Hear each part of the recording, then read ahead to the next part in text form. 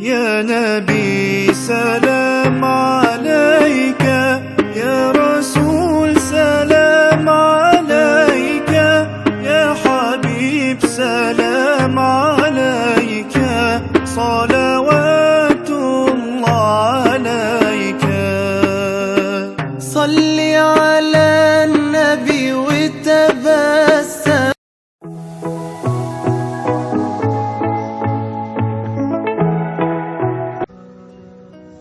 Assalamualaikum warahmatullahi wabarakatuh.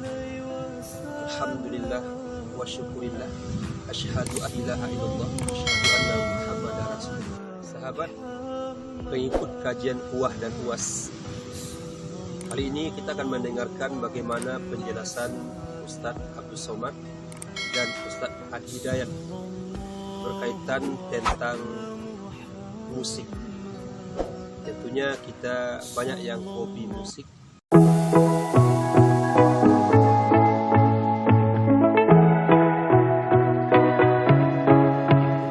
Musik apa sih hukumnya? Apa dulu musik tuh? Antum kenali dulu. Apa dulu musik? Jangan-jangan ribut masalah musik, antum sendiri nggak kenal musik. Antum menghukumi musik, handphone antum sendiri banyak musiknya.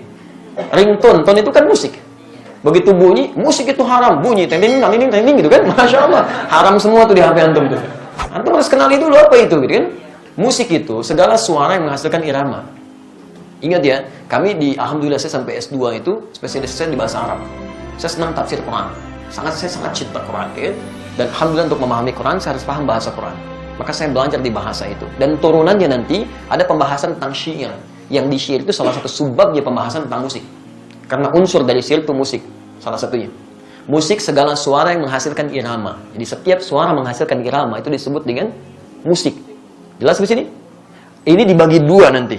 Ya, yang pertama, ada yang tidak menggunakan alat. Jadi suara. Dan orang Arab sudah terbiasa tentang itu. Maka ketika mereka membuat syair, di antara unsur syair itu salah satunya musik. Kalau antum belajar jurusan bahasa Arab, berbicara tentang syair itu pasti itu akan belajar itu. Di antaranya ada irama, musik di situ. Kalau diturunkan ada 16 rumus, disebut dengan bahar di ilmu arud.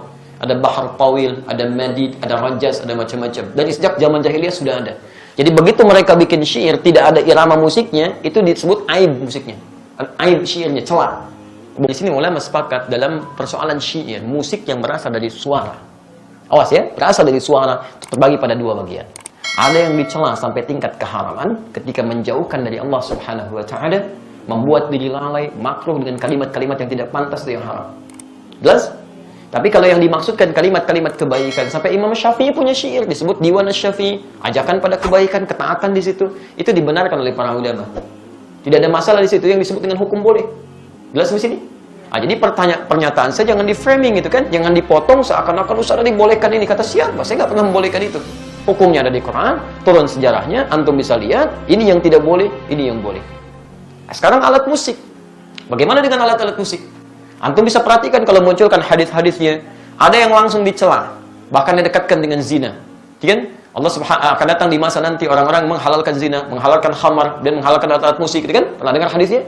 Tayyib, itu apa yang dicela? Hal-hal yang bisa menyesatkan kita kepada keburukan, yang menjauhkan dengan Allah Subhanahu wa taala. Bahkan disebutkan oleh Nabi, seruling itu bagian dari panggilan setan, gitu kan?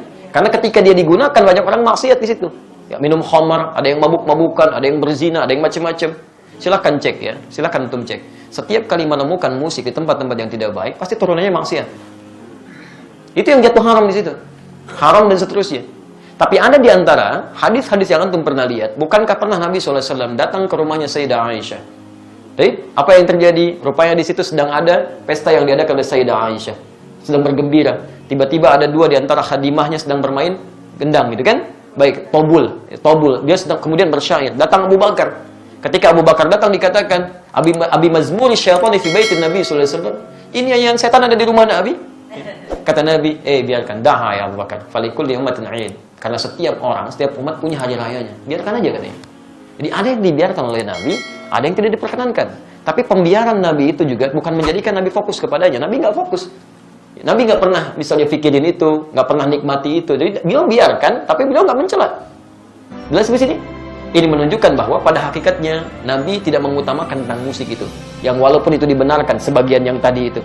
Tapi kemudian beliau tidak hindarkan karena dikhawatirkan nanti umatnya malah fokus kepada hal demikian. Jadi ada yang dibenarkan oleh Nabi, tidak seketika dilarang dalam sifat-sifat yang seperti tadi. Adapun yang tadi alat musik yang lain yang digunakan pada sesuatu yang maksiat, yang tidak baik, itu yang dihukumi haram oleh agama. Dan pada hakikatnya alat tuh nggak ada hukumnya. Alat benda nggak ada hukumnya. Saya mau tanya, apa hukumnya golok? Apa hukumnya pisau? Nah, antum belajar usul fikih dulu. Hukum itu tidak melekat pada benda. Hukum itu melekat pada amalan. Ingat, pada amal, bukan pada benda. Golok digunakan untuk apa? Kalau digunakan untuk sembelih hewan korban, maka hukumnya dia halal. Tapi kalau digunakan untuk, nah ini poinnya. Misal, ancam orang, bunuh orang. Saya kemarin ke Bali, Masya Allah. Ya. Begitu turun dari rumah makan, ada seorang, Ustaz, mohon Ustaz untuk makan hari ini aja, untuk makan hari ini aja. Tapi yang dipegang, golok, kemudian pisau, ditutup, bagi dihadapan ke kita. Begini, Ustaz, tolong untuk makan hari ini. Masya Allah. Itu luar biasa, kan? Itu luar biasa, dia meminta dengan cara yang tidak elok gitu kan. Walaupun kita paham maksud dia butuh sesuatu, tapi dia katakan, ini lo pisau saya, ini golok saya gitu kan. Itu nggak boleh seperti itu, haram hukumnya golok digunakan demikian. Jelas ya? Nah, jadi teman-teman, ketika saya ditanya hukum, saya jelaskan inilah hukumnya begini.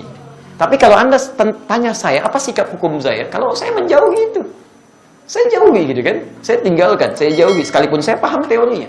Dan dari situ saya paham, orang barat mengambil rumus-rumus musik dari situ. Saya sampai hafal saya rumus gitar, rumus piano, saya hafal. Karena mereka ngambil dari situ, saya pelajari itu. Tapi saya nggak pernah main begituan. Apakah kalau kita menghafal sesuatu, kalau tas disebut saya membolehkan? Belum tentu. C, D, F, G, A, B, C, D, F, C, D, F, G, D, F, G, A, B, C, D, A, B, C, D, F, G, A, F, G, A, B, C, D, E, B, C, D, F, B, C, D, B, B, C, D, B, C, D, A, B, C, D, A, B, C, D, antum aja belum tentu tahu tuh.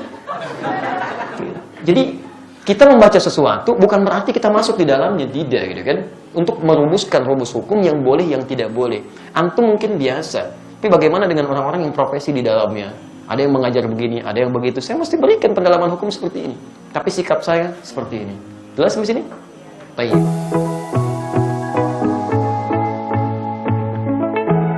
Apa hukum musik dalam syariat Islam? Musik yang boleh sholawat. Barakallahu lakuma wa baraka alaikuma wa jama'a bainakuma. Boleh. Itu kan doa untuk orang menikah, enggak salah. Atau lagu yang mengingatkan mati. Mati. Itu yang anak-anak muda. Kalau untuk yang mama, bila Israel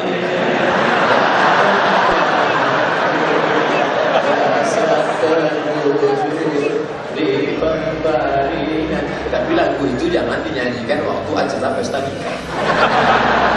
Berikut ini mari kita dengarkan satu lantunan lagu yang disampaikan oleh ibu-ibu dari majelis pengajian. Sekujur tubuh akan menggigil, sekujur badan akan kedinginan. Pengantinnya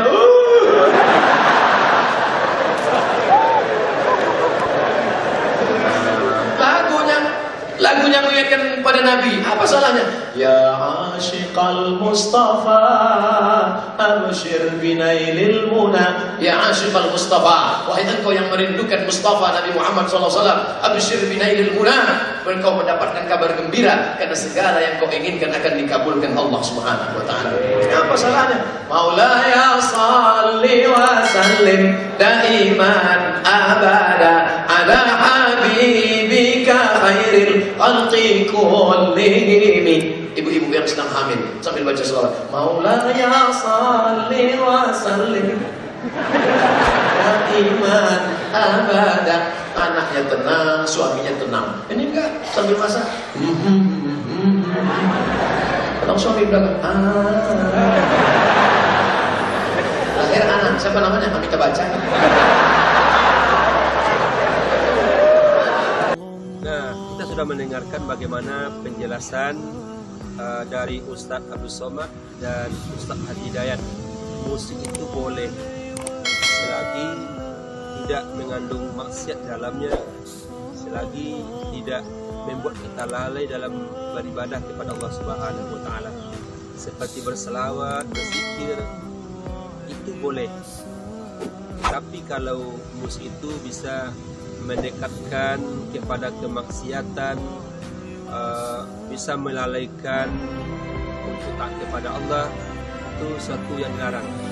Ini tentunya perlu bagi sahabat-sahabat kajian Ruah dan Uas yang hobi musik ini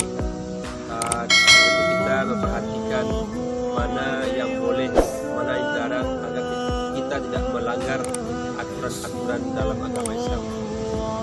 Terima kasih kepada sahabat kajian Buah dan Emas. Semoga tayangan ini bisa manfaat kita bersama. Akhirul kalam. Assalamualaikum warahmatullahi wabarakatuh.